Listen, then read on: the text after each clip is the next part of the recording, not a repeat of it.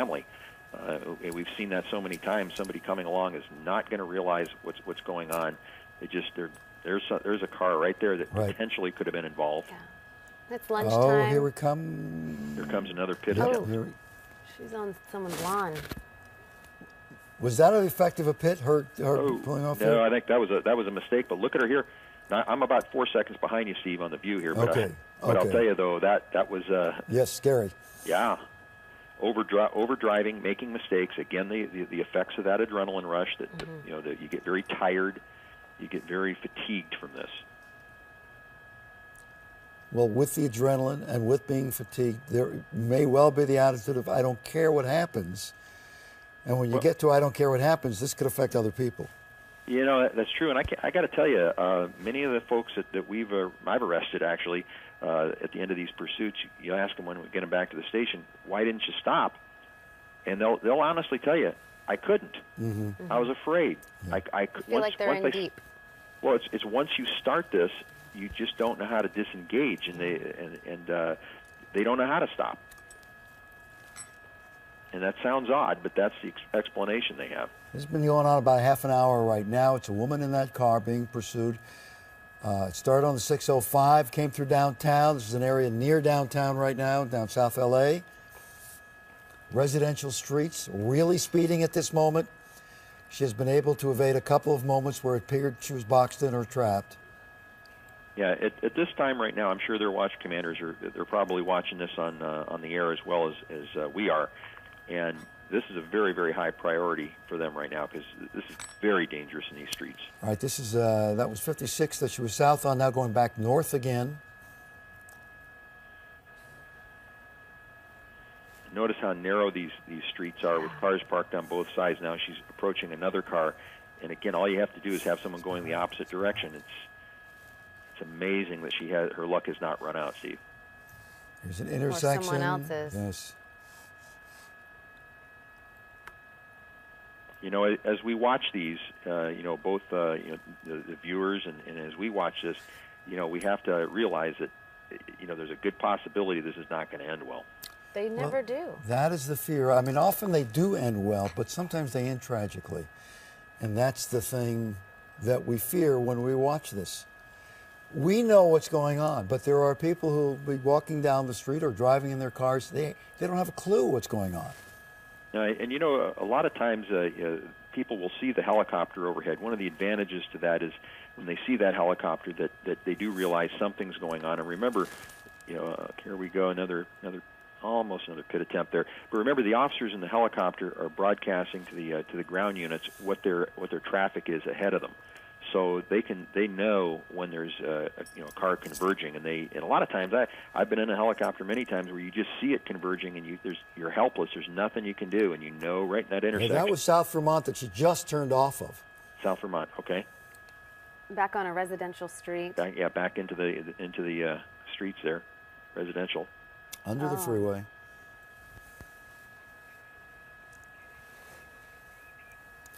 All right, we're getting an update here. This apparently started in Duarte, and we've been talking about one woman in the car. Now the belief is that there are 3 people in that car we're looking at. How does that change the dynamic, Jim Holcomb? Well, significantly, and at the very beginning I kind of thought it was odd that one woman would be in there, but now we really have to consider the likelihood that one of those 3 people is a serious offender and probably someone who's going to be going back to jail, and they're calling the shots. And again, now in the end game, this is why we're seeing perhaps them not getting so aggressive or so close on the pit maneuver, because you're going to have 3 suspects to deal with at the end of this thing. That was close. That truck came close. And Oh, goodness. We had gotten a report earlier that this was a burglary attempt, which is how it got started, and there was a gun taken. So potentially these 3 people in the car could be armed. Correct, and that's always the assumption by officers anyway. Whether we're in a pursuit or not, we always have to assume that there's going to be a weapon involved. Well, you have to go to worst case scenario under any circumstances, even on a traffic stop.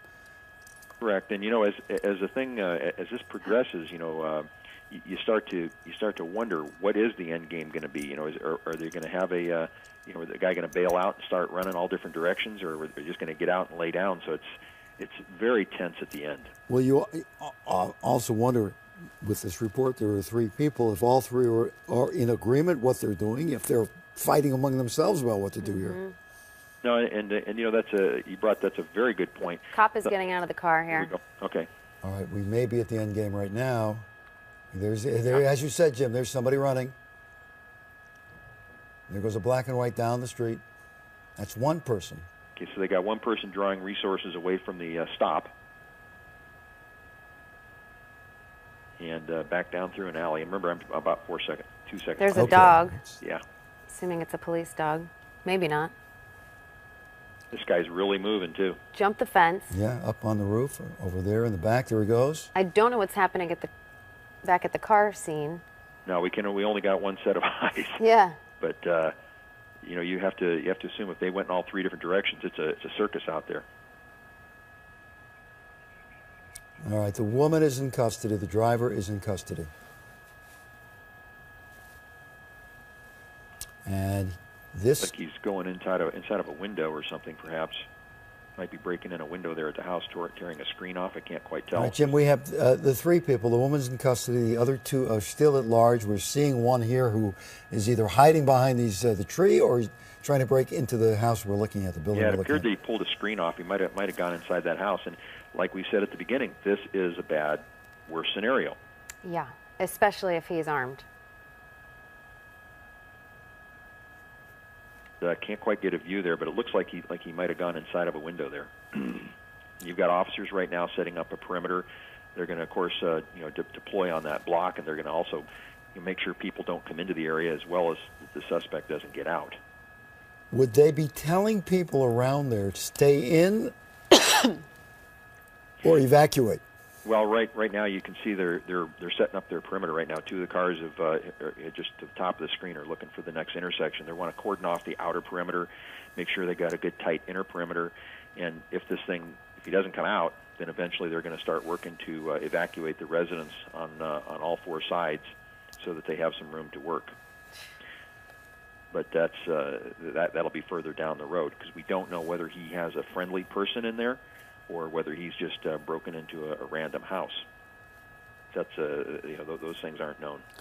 So the woman driver is in custody. There are 2 other people at large at this moment. We're focusing on one there. We don't know about the second one, where that person might be. And again, like you pointed out, see, we're just watching one part of the story. There's obviously another part somewhere else, and who knows what's going on over there. And this is how suspects split the resources of law enforcement, and this is critical. We saw them do it in a recent pursuit the other day, and we're starting to see it a little bit more. And these folks get together and talk, Steve. They talk about what works and what doesn't work. And when we were watching the pursuit, we could see 1 or 2 black and whites, but there were, I assume, many others in the area. Yeah, normally there's two units in the pursuit, and this one there may have been more because there was multiple suspects. But there's many units in the area, and as soon as this guy goes to ground and he starts running, most officers will immediately start deploying. And they'll converge. So we're focusing on this house right now. We don't know if he's gotten inside the house, or if he's outside somewhere, if he has a connection to this house, or if he just broke in. If so, the people inside are in for a big surprise. Yeah, we got somebody's walking out of one of the houses there at the lower portion of the screen, but I guess we can't get around that house. I'm not quite sure where that is in proximity to LAX. It may be difficult to get around on the airspace. It's right near their airspace over there.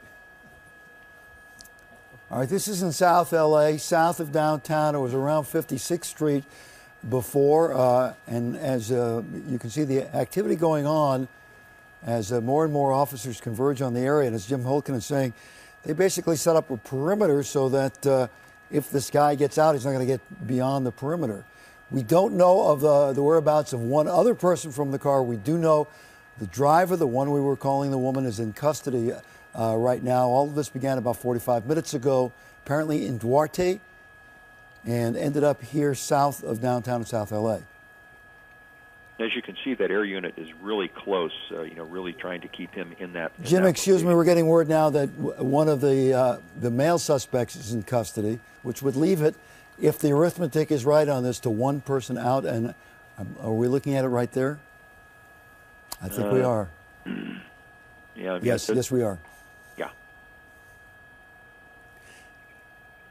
So they got him pretty quick. I guess he just didn't get inside that house. So we think this was the guy from the house. It sure appeared to be. He's dressed the same way, and there was only one person running. So it certainly appears to me he's the same person we saw running. So that would indicate at this point 2 down, 1 to go, if indeed there were 3 people in the suspect car. That's correct. Now we don't know what's going on back at the where the car stopped, but well, the good thing here is that ended uneventfully. yeah. They got the woman driver in custody that uneventfully. Nobody hurt. No accidents. Yeah, no accidents. Just one lawn torn up, and that wasn't bad. No. And now, as we go back with our camera to the scene of where the car was stopped and ended. Yeah, that's there's your termination of your pursuit. And there's the vehicle right there with the open door of the blue car. So we still have one suspect outstanding. That's what we understand at this point. Although, looking, as we always do, at the body language of the officers, they're pretty relaxed at this point. Yeah, but they're here at the scene. We don't know how far away this other person may have gotten. Like this suspect we were previously looking at, he was already, about a block and a half, almost 2 blocks away. But now notice these vehicles, Jim.